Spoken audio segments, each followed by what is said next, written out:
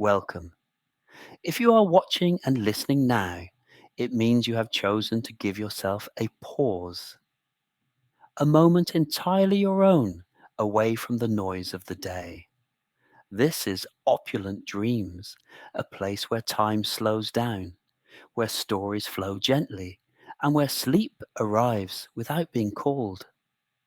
Tonight, I have the privilege of guiding you slowly towards rest. There is nothing you need to do. Simply listen and let go. If you wish, you can support this journey with a small gesture by following the channel, liking this video, and leaving a comment telling us where you are watching from tonight. A quiet way of being present together, even from afar. For now, though, this time is yours. Lower the lights. Settle into a comfortable position. Allow your body to find its own balance. Soften your breathing. There is no need to control it. Just allow it to slow down. The world can wait. Your worries can remain outside this night. I wish you a deep, elegant, natural rest. Let yourself be gently carried. And when you are ready, let the dream begin. It was February, not the February of Carnival, not the one of masks and the crowd that moves like a dense river between the Campielli. It was the other February, the one few people know, the one in which Venice forgets that it is a tourist city and returns to being simply itself. Ilya was watching it from the cabin of the water taxi, not the way one watches a city, the way one watches something alive. His pale eyes, almost grey in the light of the landing stage, followed the outlines of the palazzi that emerged from the mist like figures in an ancient dream. He was 52 years old, his temples slightly silver, the features of a man born somewhere between Prague and the Baltic Sea, where the cold teaches faces to be silent. Beside him, sitting with her back straight and her hands clasped on her knees, was Marta, 50 years old, her eyes the colour of dark honey, her ash chestnut hair gathered imprecisely at the nape, that elegant imprecision that only women who are sure of themselves can afford. A graphite cashmere coat, a thin ring on her left ring finger, and a small watch with a Bordeaux leather strap. The water taxi glided slowly, very slowly. The dark water reflected the lights of the street lamps in trembling strips, orange and gold, that lengthened and broke at the passage of the boat. No other vessel in sight, no voice, only the muffled sound of the engine and the water sliding against the wood of the hull. Marta opened her mouth. She closed it again. There was nothing to say. Certain beauties ask for silence, not words. And they, after 20 years together, had learned that shared silence is the highest form of intimacy. The canal narrowed. The palazzi drew close on both sides, like the walls of a submerged cathedral. The facades of worn marble, of ancient bricks that ranged from terracotta to dusty pink to the dirty white of old ivory. Some window on the piano, nobler let through a warm and faint light, like the flame of a candle seen from far away. Ilya placed a hand on Marta's knee. She covered it with hers. The taxi driver, an elderly man with a dark jacket and white hair combed back, slowed down still further. He knew these canals, as one knows the streets of the village where one was born. "We are almost there," he said, with the low voice that blended with the water without disturbing it. A cat, motionless on a windowsill, followed them with its eyes without moving, like a small grey stone statue. The fog grew denser. The canal disappeared. Only the trembling light of the street lamps remained, and the sound of the water and the subtle warmth of Marta's hand on his. Then the fog opened. and the Palazzo appeared. Palazzo Morosini Faglia. Not the largest, not the most famous, but perhaps, that night, the most beautiful. The Gothic facade rose directly from the water as if it had grown from the bottom of the canal over slow centuries. On the piano, nobile, the Bifora windows glowed with a warm and dense interior light like liquid amber. Two brass lanterns lit on the small private landing stage. Between them, a figure in a black jacket waited motionless. The water taxi docked with surgical delicacy. The engine went quiet. And in the silence that followed, Venice made itself truly felt. The water, only the water, its imperceptible movement against the stones of the landing stage, that ancient sound that had been the same for 1,000 years. Marta closed her eyes for a moment. The air tasted of salt, of wet stone, and of something vegetal and distant. "Welcome to Palazzo Morosini Faglia," said Lorenzo. Ilya stepped down first and held out his hand to Marta. She took it, although she did not need to. She did it because she loved that gesture. That way he always held out his hand, after 20 years, with the same naturalness as the first day. The door opened inward, and from inside came warmth. Not only the physical warmth, it was the warmth of a place that has existed for centuries, that has absorbed into its stones every celebration and every grief of all those who had inhabited it before them. They went in. The door closed behind them. And outside, Venice remained alone with its fog and its water and its ancient silence, exactly as it liked. The entrance hall was tall, very tall. The vaulted ceiling disappeared into the shadow above their heads. A Murano chandelier hung at the centre, unlit, its blown glass arms of amber and aqua green motionless in the still air. The light came from brass wall lights along the walls, and from the real flames of two candelabras on either side of the staircase. Marta stopped. She raised her eyes. On the ceiling of the entrance hall there was a fresco. Allegorical figures, women in blue and golden gowns, a sky painted a blue that time had made denser and more real than any actual sky. "It is from the late 17th century, said Lorenzo. "The Morosini family commissioned the fresco from a pupil of Tiepolo. The name has been lost, but the talent has not." Ilya watched her looking. There was something very beautiful in the curve of her neck, in the way her lips parted slightly when something moved her. The central staircase was of white marble, veined with grey, the steps worn at the centre, polished by centuries of footsteps. That ware was the most beautiful thing in the whole palazzo, the physical proof that everything around them was real, not a reconstruction. A place that had lived, that was still living. On the piano, nobile, a corridor opened along the whole facade on the canal. The Venetian terrazzo floor, red and white and black, with geometric motifs that repeated to infinity. Some tiles cracked, some with small faults, like missing teeth in a perfect smile. Those, too, were beautiful. "Your suite is here," said Lorenzo, opening a tall and narrow door. The room was large in the right way. A canopied bed, with moss-green velvet curtains, two deep armchairs beside the lit fireplace, a low table with a blown glass fruit bowl full of pears and pomegranates, and a desk with a lit candelabra and an open book as if someone had set it down there a few minutes before. But the most beautiful thing was the window.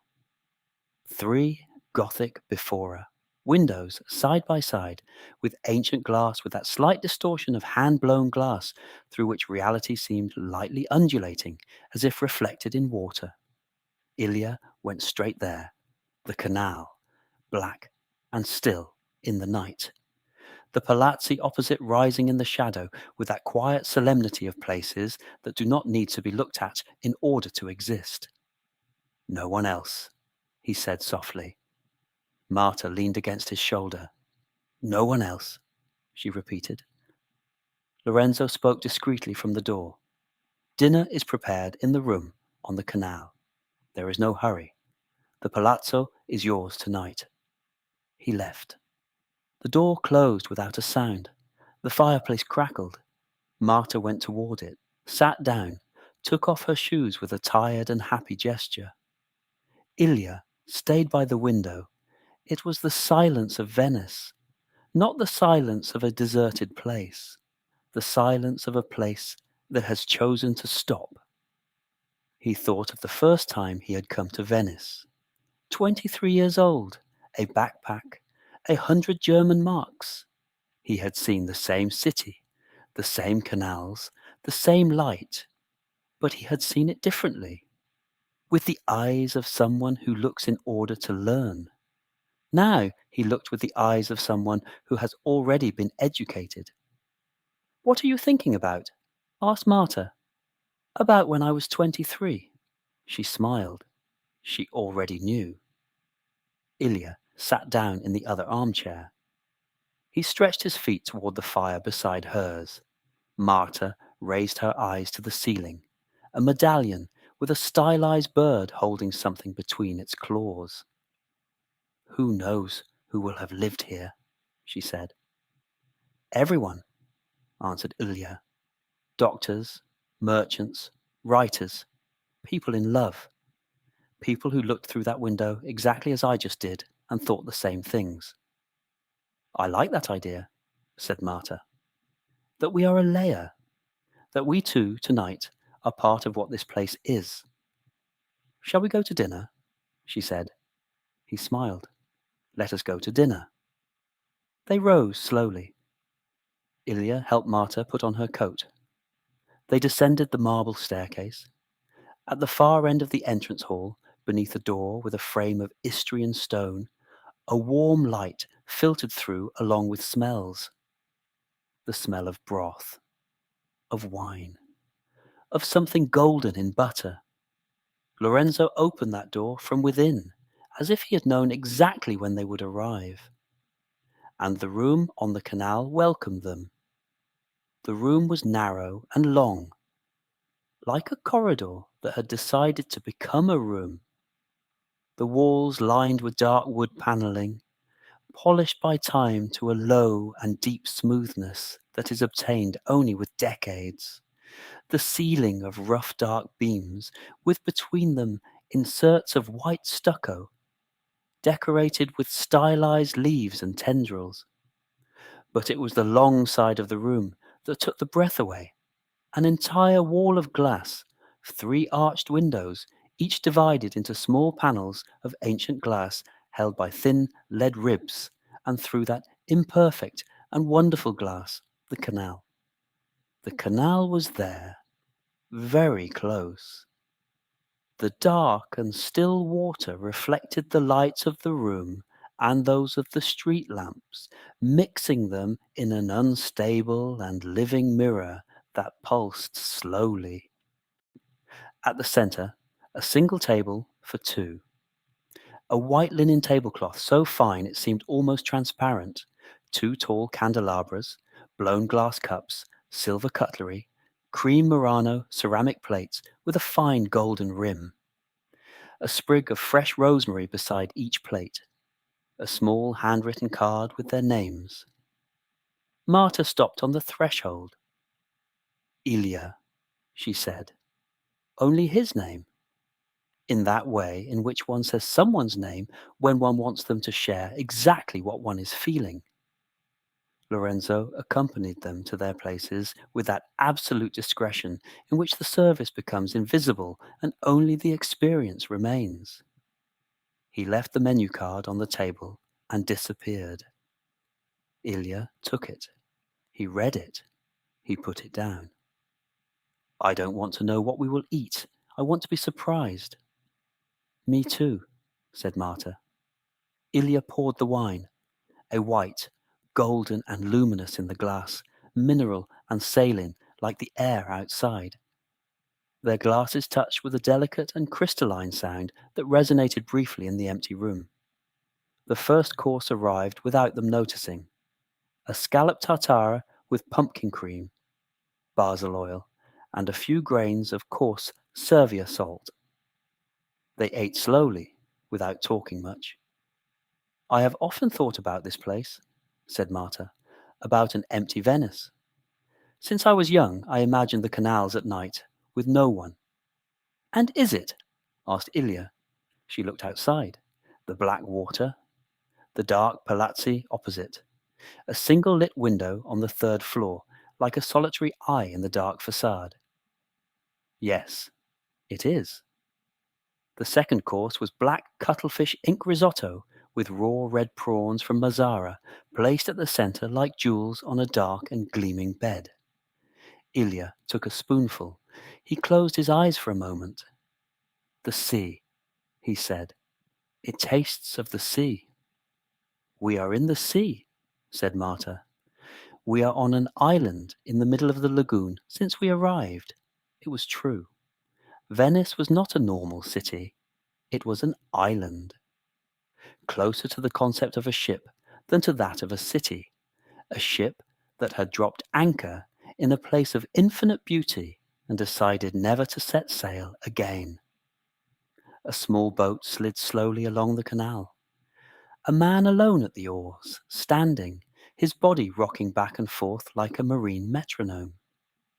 He passed without looking toward the lit windows. "I like this city," said Marta, "how it treats its own beauty, with indifference, as if it were normal." "Perhaps for them it is not," said Ilya. "Perhaps absolute beauty, when you live inside it, simply becomes the backdrop. Fortune or misfortune? Neither one nor the other. Simply life." The third course was sea bass, baked in a crust of sea salt, open before them with a precise and ritual gesture, the flesh white and moist, with that sharp and clean scent of quality fish. They ate in silence for a long stretch. The kind of silence that exists only between people who feel completely safe with one another. The fog had descended further. The palazzi opposite wrapped in a faint whiteness, the street lamps glowing with a soft and diffuse halo. The whole scene had acquired something unreal, like a painting by Canaletto executed in grey and gold. "Do you hear it?" said Marta softly. "The water. How it sounds different now." Ilya listened. It was true. There was something in that sound that communicated a presence. The presence of a place that exists beyond the human beings who inhabit it. Venice was not built on the water. Venice was built in the water. A fundamental difference, felt on nights like that one, when the tourists had gone and only the real city remained. The dessert arrived almost on tiptoe, a small blown glass cup with a semifreddo of honey and bitter almonds, crystallized rose petals, and Amalfi lemon zest. Beside it, a small glass of cold white grappa and a piece of dark chocolate with a toasted almond inside.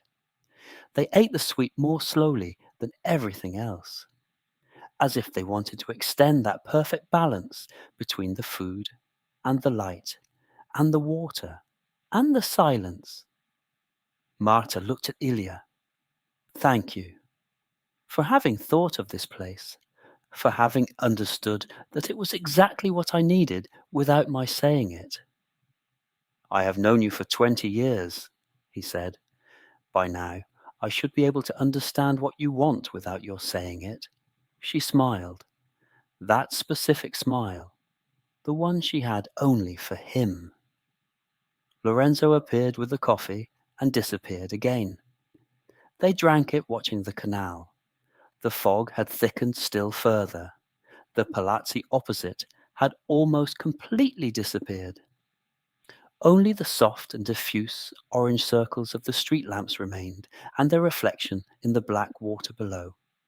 It was the most beautiful thing they had seen all evening. Venice disappearing. Venice hiding in its own fog, like a secret that covers itself. They remained seated for a long time after the coffee. Only them, and the table, and the candles burning slowly down, and the water on the other side of the glass. They left the room on the canal without haste. The candles on the table had burned down 3 fingers, the flames lower, quieter, as if they too were sliding towards sleep. Lorenzo was there, as always, appeared from nowhere with that ability of great professionals to be present without weighing. "Good night," he said. Only that. "Good night," they replied. And they went up.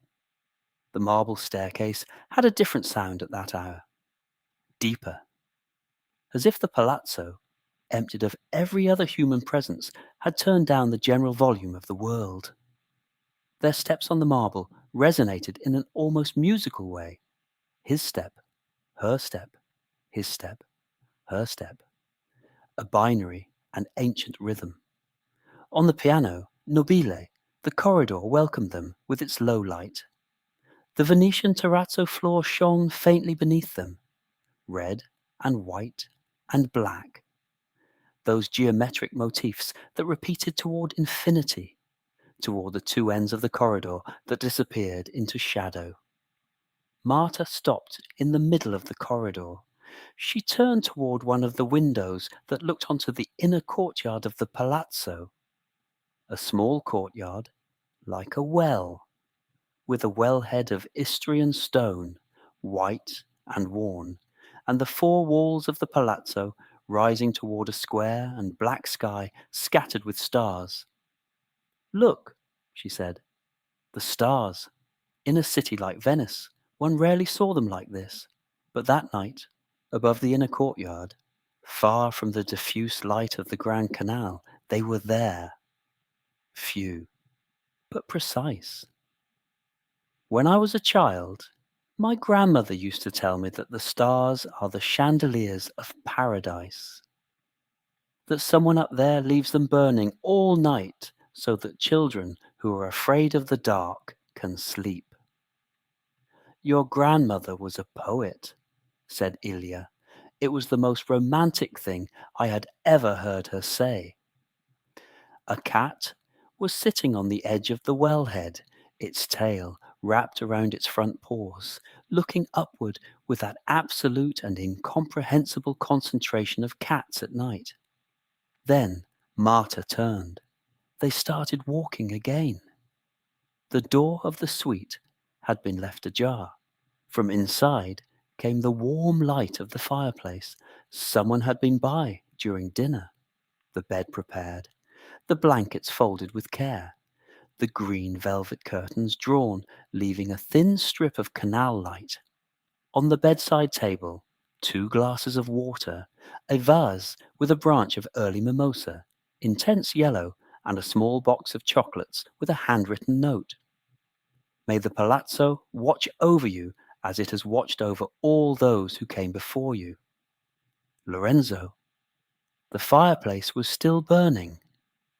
The warmth had condensed in the room over the hours, had saturated the walls and the curtains and the wood of the ceiling, and now the suite was wrapped in a dry warmth, scented with wood that was the closest thing to the concept of shelter that Marta could imagine.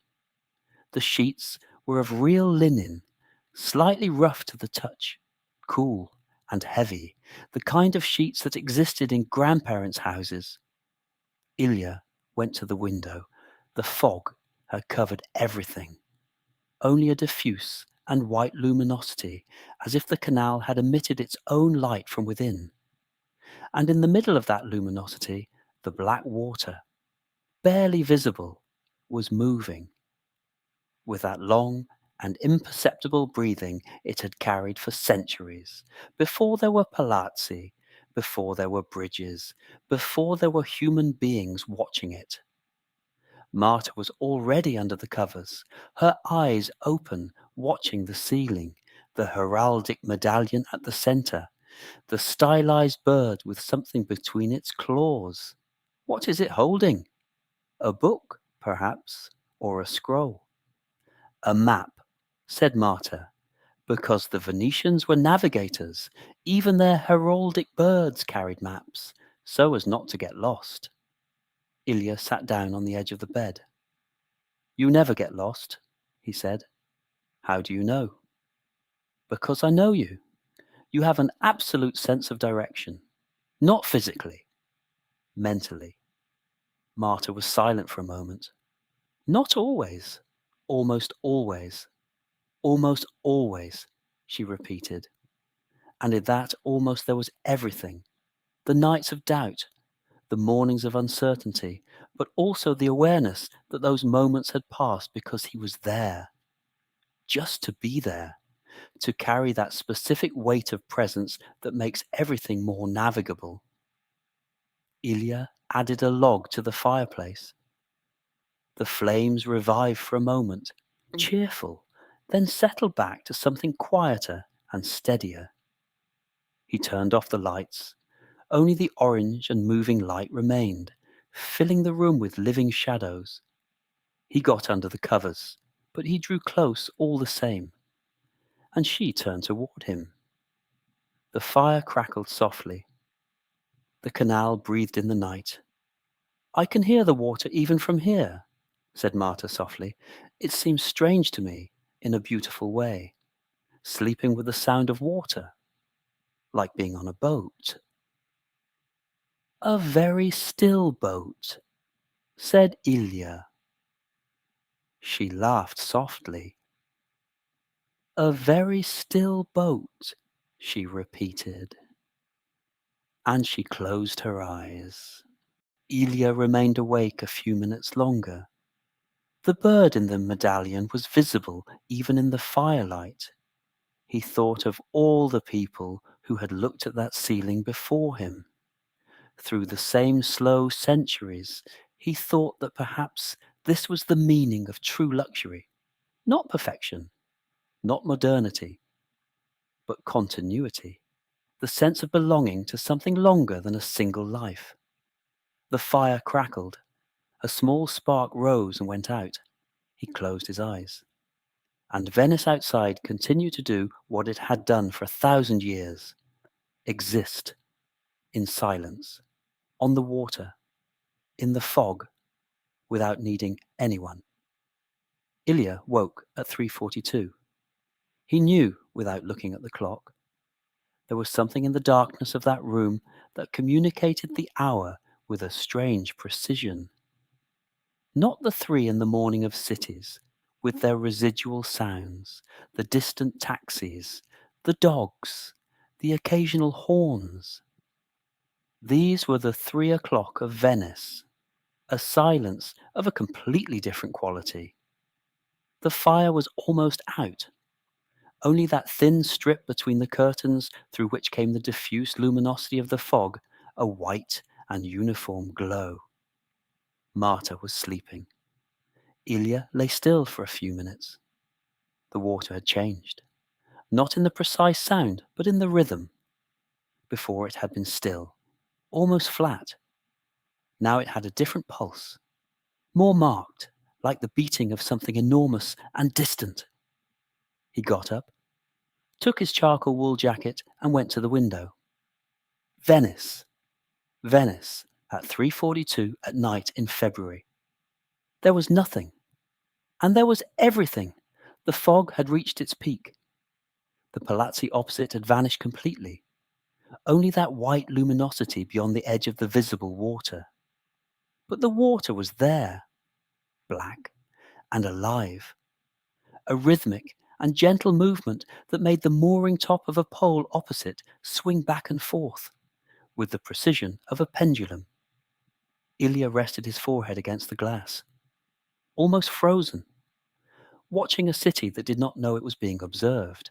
There was no one, no boat, no lit window, no step on any bridge, only Venice, only the water, only the fog. He had seen the city crowded, chaotic, with the queues at the museums and the groups of tourists on the bridges. In August, when the air smells of fried food and sweat. In May, beautiful and accessible. In October, with the high water and the wooden walkways, but never like this, empty, silent, without any filter between him and the real city.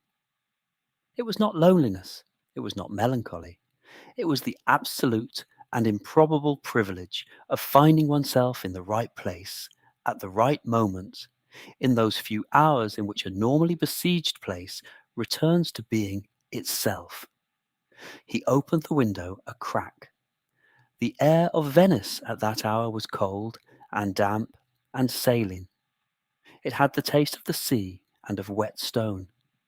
The smell of the algae beneath the bridges, vegetal and ancient, with something profoundly alive in it, and the smell of time, of a place that has existed for 1,000 years, and has absorbed every season, and every human life lived among its stones.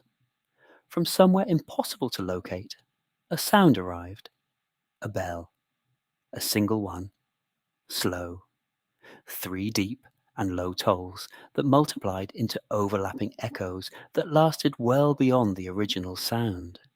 In Venice, the churches are everywhere. 110 bell towers, 110 bells that have marked the time for centuries, not always in agreement with one another. In Venice, time has always been an approximate matter.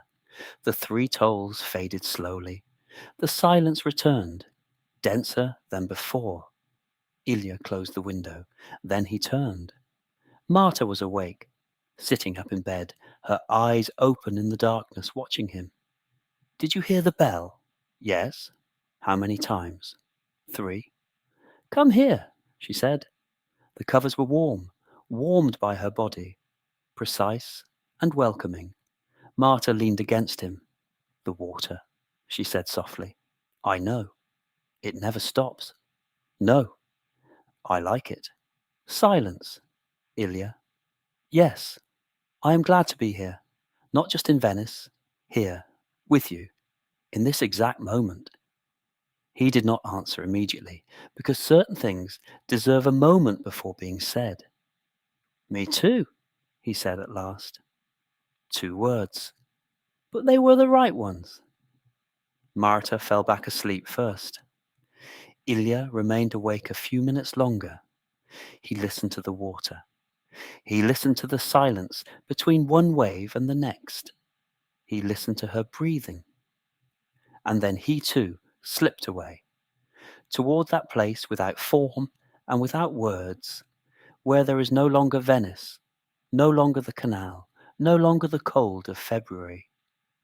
There is only the warm darkness and the sound of the water that carries away every thought, one after another, like objects left on the edge of a canal that the current takes and carries far away, slowly, without sound, toward the sea.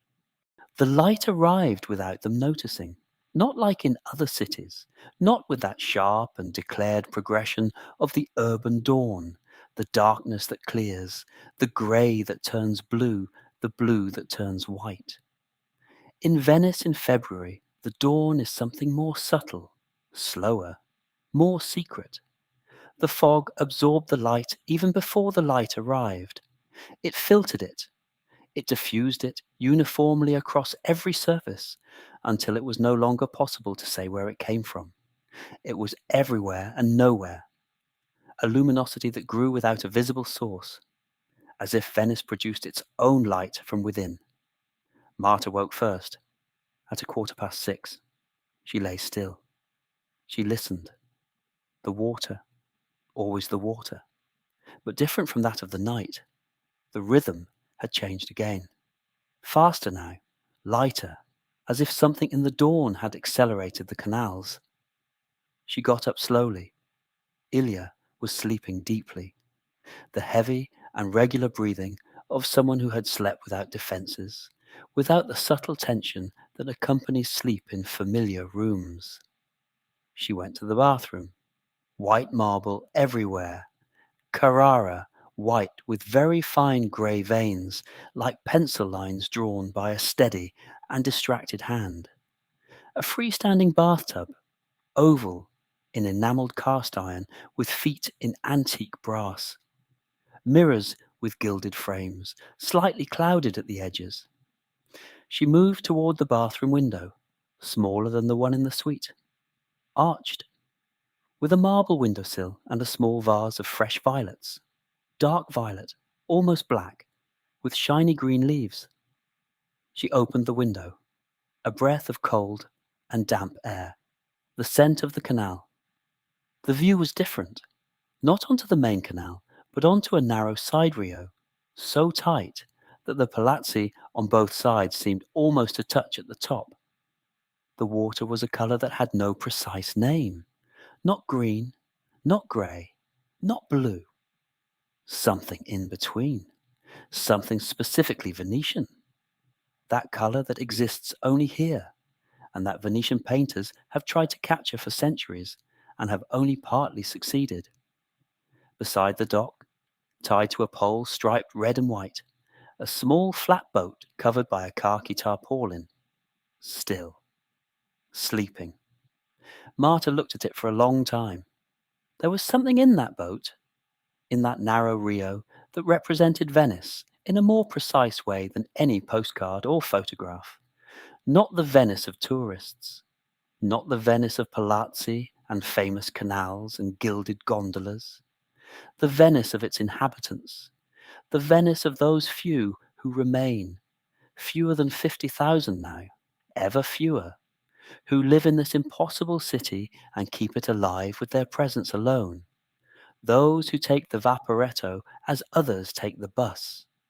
Those who take their children to school across the bridges, every morning, in the rain and the wind and the high water. Those without whom Venice ceases to be a city and becomes a museum. She closed the window.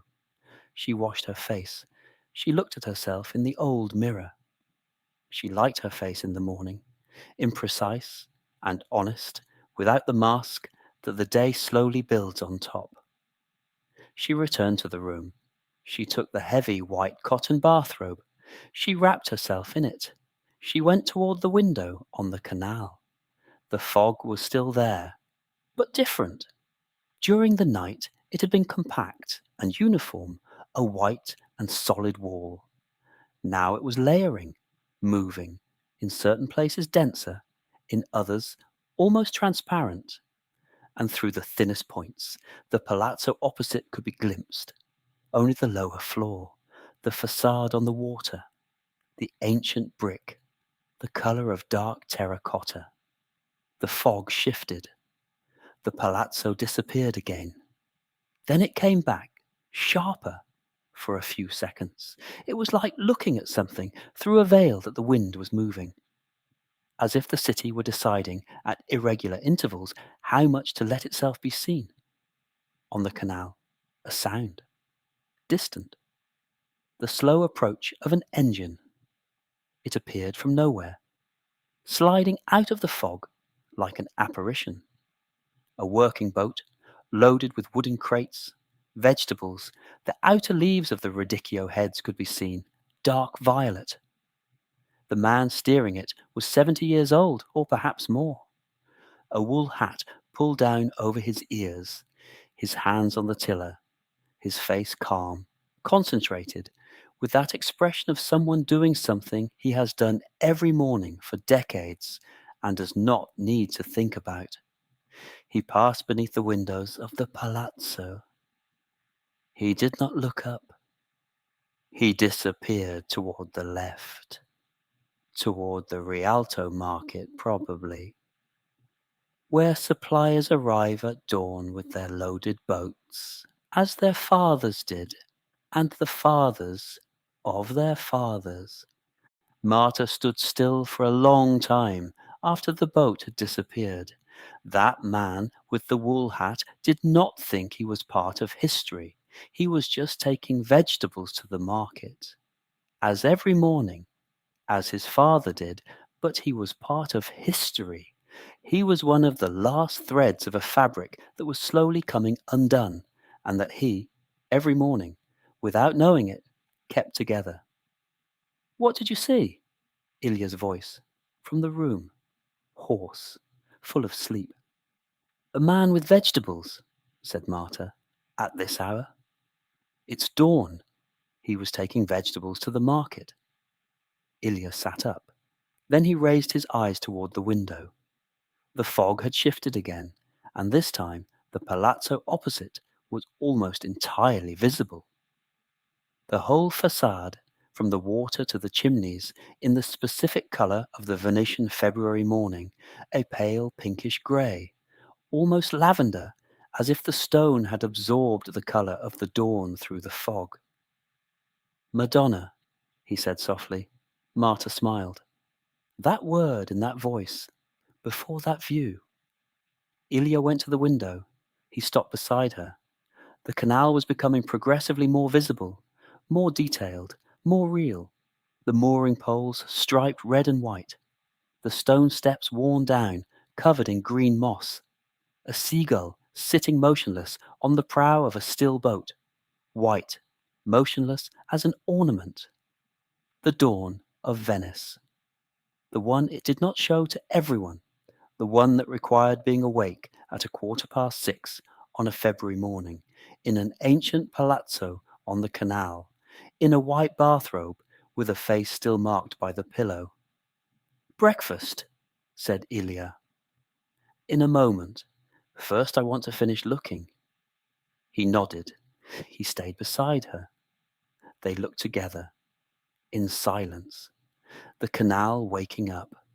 Venice returning slowly from wherever the night had taken it.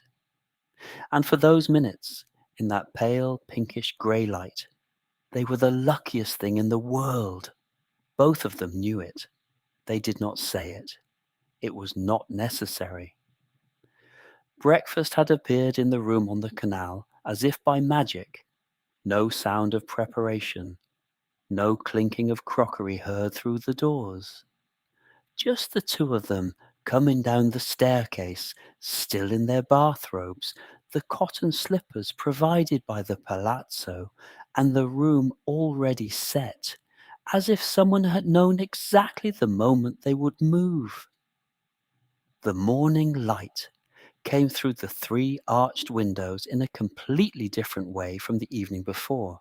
Now it was a diffuse and neutral light, silver grey, that came in horizontally through the ancient glass and settled on every surface with an almost photographic quality.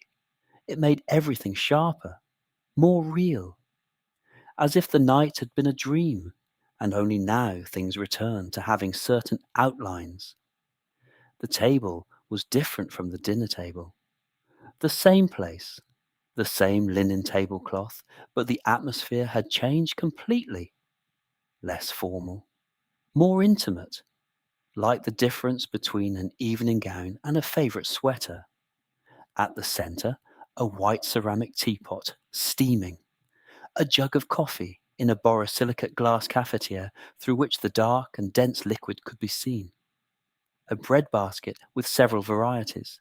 Butter, 3 types of jam in glass jars, local cured meats, and 2 types of cheese. A bowl of thick white yogurt with acacia honey and a few walnut halves. Fresh fruit, sliced figs, Sicilian blood orange, and a bunch of white grapes with small and very sweet berries. They sat down. Ilya poured the coffee. Marta took the teapot. Neither of them spoke for the first few minutes. They did not need to. There was something sacred in that morning silence, in that calm gesture of preparing breakfast together, in that grey and beautiful light that came through the canal windows. Marta spread the butter on one of the essay, then added the black fig jam, dark violet on gold. She ate it watching the canal. The morning canal was different from the night one. Completely different. Not in the way a place is different when it changes, but in the way a place is different when it reveals itself. At night, The canal was silence and mystery and reflections in the black water. In the morning, it was life. While they ate, the canal came alive. Not in a chaotic way, not in a tourist way, in a Venetian way. First came a wide and low barge, loaded with sacks of cement. Then a vaporetto, number 1, that passed in the distance with its lit windows and its few morning passengers with their coats buttoned. Then 2 men on a rowing boat, standing, rowing in synchrony with the Voga Veneta. It was beautiful. 2 bodies moving as one, back and forth.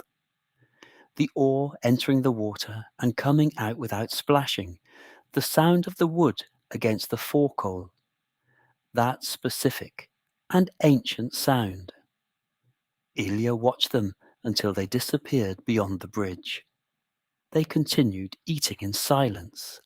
Ilya took the young Asiago and placed it on a piece of rye bread with a few drops of honey. He tasted it.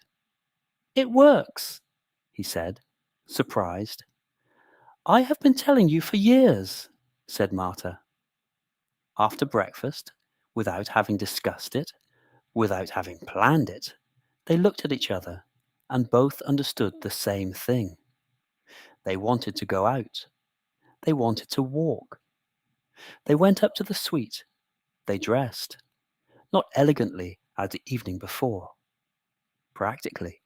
Thick sweaters, comfortable trousers, shoes that could walk on wet cobblestones without trouble. Marta wrapped a thick, rust-coloured wool scarf around her neck twice. Ilya put on the dark grey coat, the warmest he had brought.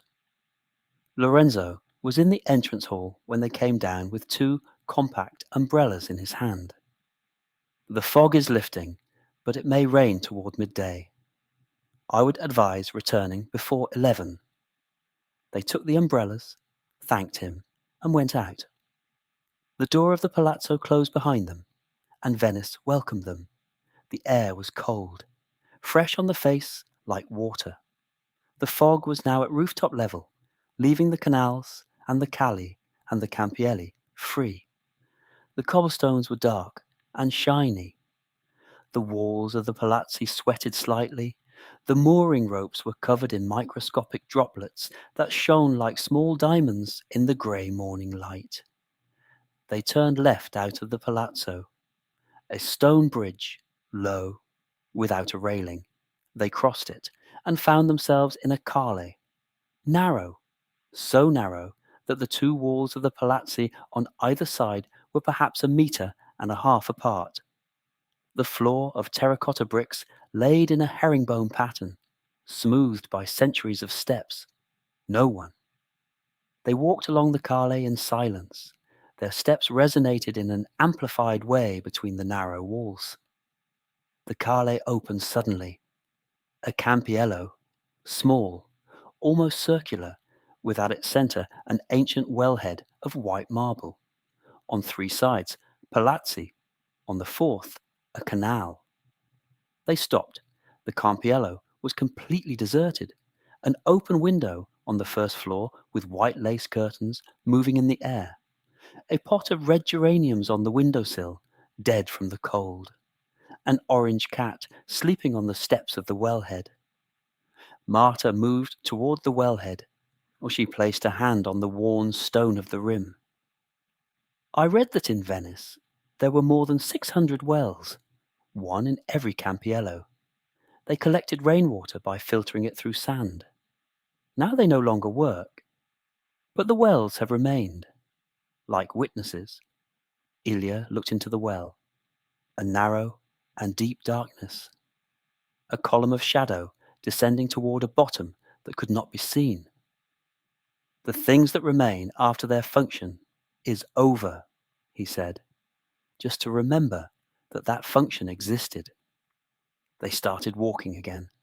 They found themselves on a fondamenta, a narrow walkway along a larger canal. In front of them, on the other side, a very tall palazzo. Gothic facade, with ogival windows on the piano nobile floors and the blind arches typical of Venetian warehouses on the ground floor. The facade, a dark brick colour with veins of white marble.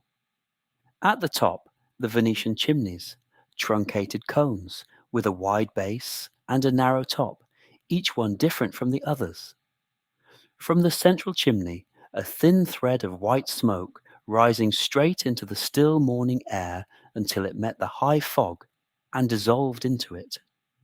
Someone was awake in there. Someone had lit the fire. Marta saw it at the same moment Ilya saw it. They looked at each other. They said nothing, but they shared that feeling of involuntarily spying on a life, of being witnesses of something intimate and daily that was not meant to be seen. The smoke continued to rise, straight and thin, toward the fog. They climbed a larger bridge to the right. From the highest point the view opened up. In the distance, in the partially lifted fog, the Grand Canal could be glimpsed, almost deserted, only a vaporetto leaving a white wake on the dark water. And beyond, the outlines of domes and bell towers emerging from the low fog like islands in a sea of cotton.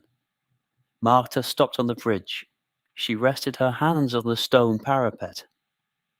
That's why everyone comes here. That's why everyone keeps coming, despite the crowds, despite the prices, despite everything. Because there is a moment, just one, when you understand that there is no other city in the world that does the same thing to your nervous system. Ilya looked at the Grand Canal in the fog. There isn't. They remained on the bridge for a few minutes. The cold was sharp up there. Below them, the canal passed. The water had that morning colour, green, grey, blue without a name, and moved with that pulse they had learned to recognize in the night hours. Always that. Always the same rhythm. As if the canal had a heart. They came down from the bridge. Slowly. With that pace, one assumes in beautiful cities when one is alone and has no hurry. A measured step, the eyes moving faster than the legs, always a little behind the body, always looking at something the body has already left behind. The calle that followed the bridge was different from the one they had walked before. Wider. Wide enough to have on either side the doors of the palaces with above them the Venetian house numbers, those numbers that follow no geographical logic comprehensible to non-Venetians, that go up and down without apparent reason, as if counted by someone walking at random across the entire island. Number 3,642, number 401, number 2,200. The doors were of dark wood, massive, with studs of ancient iron and large locks. Some had above them the crest of the family that had inhabited them for centuries, carved in white Istrian stone, a lion, an eagle, a tower, a symbol that by now few could read. Ilya stopped in front of one of these crests. He looked at it closely. A serpent biting its own tail, an Ouroboros, carved in white marble with a precision that still resisted time despite the dents and the missing pieces. The eternal return, he said. Marta drew closer. She looked at the crest too. Or simply the symbol of someone who loves snakes. Ilya laughed softly. That too is a possibility. They started walking again. The fog was lifting further and letting through something that resembled the sun. Not the direct sun, but its presence behind the layers of low clouds, a diffused and white luminosity that made every surface more visible, more defined. Ilya had suggested the map the day before, when they had planned the walk. Marta had said no. In Venice, with a map, you see Venice for tourists, she had said. Without a map, you see Venice. She was right. Every turn revealed something. A Rio with above it 3 bridges visible one after the other, in perspective, receding toward a vanishing point in the fog, like arches of an infinite door. A campiello with a tree, a real tree, a plain tree, with a massive trunk and mottled grey bark, the roots slightly lifting the paving around it, the bare branches in the winter air. A tree in Venice was a rarity, a spectacle. They stopped to look at it, the way one looks at something strange and beautiful. A sottoportego, a covered passage under a palace, dark and damp and cool, with the ceiling so low that Ilya had to lower his head slightly. On the ceiling of the sottoportego, traces of a fresco almost completely disappeared. Only a few fragments of colour remaining, blue, ochre, the outline of a human figure barely intuitable, a ghost of beauty. Marta stopped beneath the sottoportego. She raised her gaze toward that fragment of fresco. "Someone painted this ceiling," she said. "They spent days painting this ceiling. They thought about it. They worked on it. They put care into it, and now it has almost vanished. And in 100 years it will have vanished completely." "But we have seen it," said Ilya. She lowered her gaze. She looked at him. "Yes, we have seen it." They came out of the sottoportego. A canal before them, narrow, with an unfenced edge on which to walk flush with the water. They walked along the edge. The water was less than half a metre from their feet, dark green and transparent in the first centimetres, then dark, impenetrable. On the bottom, or at least near the bottom, one could vaguely make out the shapes of the stones that form the base of the fondamenta, covered with dark algae swaying slowly. A boat passed, very slowly, a sandalo, empty, going on its own, guided by someone standing at the stern with a long oar. The man was perhaps 20 years old. Jeans, trainers, a hooded sweatshirt, a young Venetian going somewhere the way other young people take a scooter. He looked at them as he passed. He nodded his head. He did not smile, did not greet them expansively. Only that brief and precise nod. The Venetian greeting. Ilya returned it in the same way. The boat moved on. The sandalo left on the water a minimal wake, 2 small curls of water that spread toward the walls of the canal and broke against them with a light sound. Then the water went flat again, as if the boat had never passed. They kept walking. At a certain point Marta stopped. She turned toward Ilya. "Do you know what strikes me most?" "What?" "The walls." Ilya looked at her without understanding. "The walls of the palaces," Marta explained. "Look at them. Not one is the same as another. Every palace has its own specific colour, not the chosen colour, the colour that happened, the colour it became over the course of time, that brick red that the soul has faded in certain places and intensified in others, that ochre yellow that has patches of green where the damp has made moss grow, that white that became grey, and then beige, and then almost cream-coloured. Every palace is a document, a history of its own aging." Ilya looked at the walls around him, as if seeing them for the first time. It was true. It was exactly so. Every surface told time in a different way. Every crack, every stain, every area where the plaster had fallen, revealing the brick beneath. Every mark left by the high water of previous years, a dark horizontal line, 1.5 meters from the ground, the level reached by the water in a flood 20 years before, or perhaps 50. "Venice is made of beautiful wounds," said Ilya. Marta looked at him. "Yes," she said. "Exactly. Beautiful wounds." They walked another half hour. Perhaps more. They did not keep track of time. The cold had remained constant, but not unbearable. Indeed, it had that invigorating quality of dry cold, the kind that wakes you, that makes thought sharper, that makes everything seem more present and more real. They returned to the palace, following their instinct.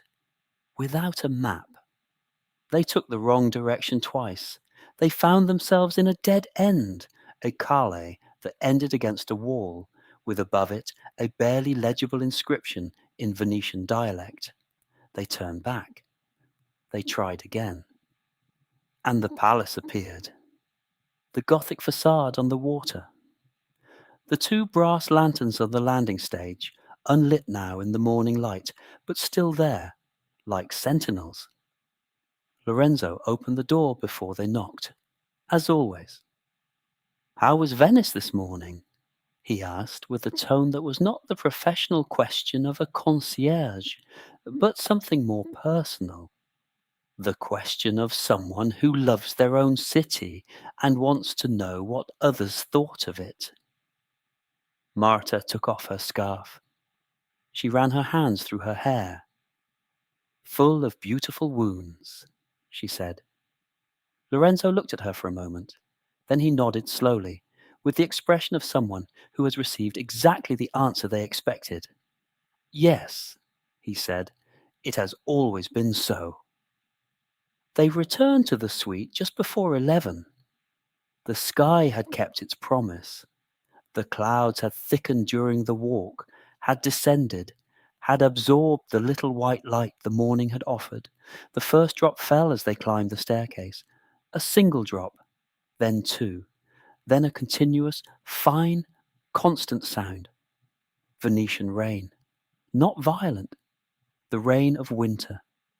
Patient, methodical. The kind that is in no hurry because it knows it has all the time in the world. They went into the suite. The bed remade with absolute precision. The mimosa flowers completed with new branches, fresher. The fireplace cleaned and relit. The suite had that air of loved rooms, not of clean rooms, of loved rooms. There is a difference.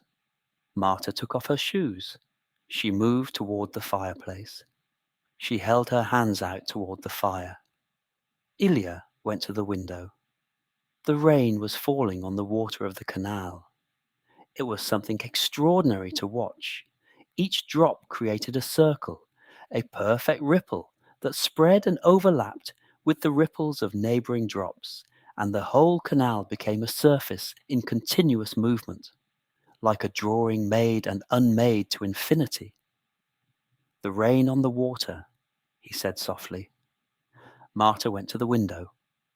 In Japanese there is a word for this, for the beauty of transient things. Mono no aware. The melancholy of things that pass. "This is not melancholy," said Ilya.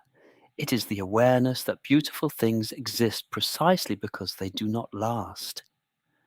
That the rain on the water is beautiful because each circle lasts a second and then disappears." Marta looked at him in profile. The grey light of the window lit his face in a flat and honest way.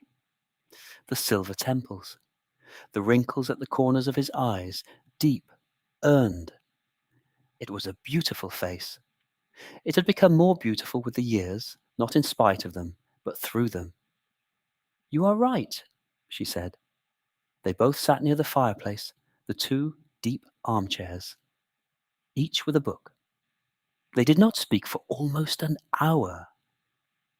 Only the fire, the rain on the glass, the crackling of the flames, the rustling of the pages. At 1 o'clock, Lorenzo knocked at the door. "Lunch is ready whenever you like. It can be served here in the suite or in the room on the canal." "Here," said Marta. Lunch arrived on a large tray. Bean soup with pork rind, steaming, with a drizzle of green oil and a sprig of fresh rosemary. Homemade toasted bread, still warm. a plate of boiled vegetables dressed with oil and lemon, 2 small apricot jam tartlets. They ate in the armchairs near the fire, the warm bowls between their hands. My grandmother made something similar, said Ilya. Beans and barley every Friday. In winter, I would come home from school and smell it from the landing. Marta listened. Ilya rarely spoke of his childhood. When he did, she listened. In a small apartment, Prague, the Zhizkov district, he was silent. He ate a spoonful of soup. I saw her for the last time when I was 23. The same year I came to Venice for the first time. Marta understood without him explaining. She understood that the two things were connected, the journey and the farewell. Some pains are carried that way, not hidden, but not exposed, simply held. The soup is good, she said. Yes, he said. It is good. After lunch, the rain continued. Ilya had fallen asleep in the armchair, the book open on his chest, the breathing regular and deep. Marta watched him sleep. There was something defenseless in the sleep of others, something that asked for protection without asking. She got up slowly. She went to the window. Venice in the rain was another thing entirely. As if its canals and its bridges and its fondamenta had been built not in spite of the water, but in agreement with it. The lanterns of the canal had been lit earlier than usual. The orange light reflected in the rain, water had a pictorial quality that was difficult to sustain for long. It was too beautiful. A gondola passed, the first they had seen since they arrived, empty, covered with the black felser. The gondolier rode in a yellow waterproof. He was going fast, not with the slow and theatrical pace of tourist gondolas. He disappeared under the bridge to the left. Ilya opened his eyes. He looked at Marta. How long did I sleep? An hour, perhaps. He looked outside. It hasn't stopped. No. Good. I like the rain here. I like being inside with the rain outside. Me too.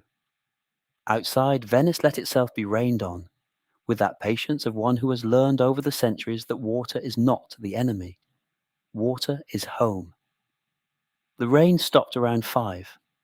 Slowly, like everything in Venice, and only the sound of water dripping from the eaves, from the windowsills, from the edges of the bridges remained. An echo of the rain that lasted longer than the rain itself. The light changed. A lateral, low light that came from the west through a tear in the clouds, that struck the facades of the palazzi sideways with a warm and sudden orange. Ilya saw it first. He went to the window. The palazzo opposite was a gold-red colour that had no name. The water below reflected that same light, multiplied and trembling. Marta! She raised her eyes from the book. She saw his expression. She went to the window. Oh, she said, only that. The light lasted perhaps 10 minutes. Then the clouds closed again, and the warm light disappeared. But the same grey as before did not return. A softer grey, more knowing, as if that golden light had left something in the air even after fading. There are things that cannot be photographed, said Marta. And perhaps it is better that way. Because if everything could be photographed, one would stop being inside things. One would only be outside, documenting. Lorenzo knocked at 6. Dinner is at 8. I had thought of the room on the canal as last night, but if you would prefer something more informal, I can prepare the piano room. The piano room, said Marta.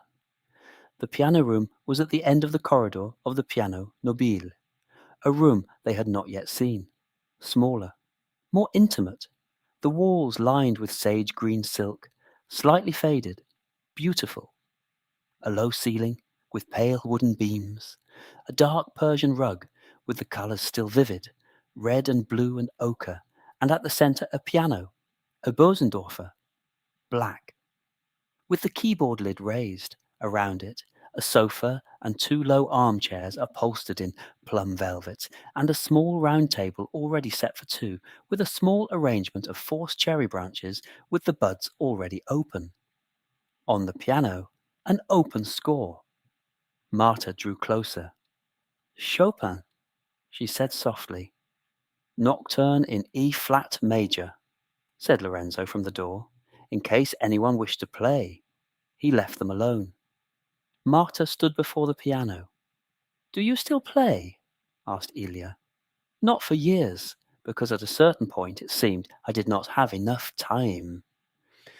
And then time passed, and it seemed too late. It is never too late. I know, but sometimes knowing things and believing them are 2 different things. She placed a hand on the keys without pressing them. Then she pressed one key, just one, the middle one. The sound filled the small room. It spread slow and full, and then faded. What remained was the silence that comes after a beautiful sound, richer than ordinary silence. Marta lifted her hand. One day I will start again, she said. It was not a promise made to him. It was a promise made to herself. I know, he said. Dinner was simpler than the night before. More gathered. Sarde and sour, fried sardines marinated with onions in sweet and sour, raisins and pine nuts, bigoli in salsa, thick pasta with anchovies and white onion cooked slowly until dissolved, Venetian-style liver with caramelized Chioggia onions and soft white polenta, a rebozo del piave, tannic and wild. They ate talking more than the night before. The accumulated day asked to be said. They talked about the trip to Japan they had been postponing for 3 years.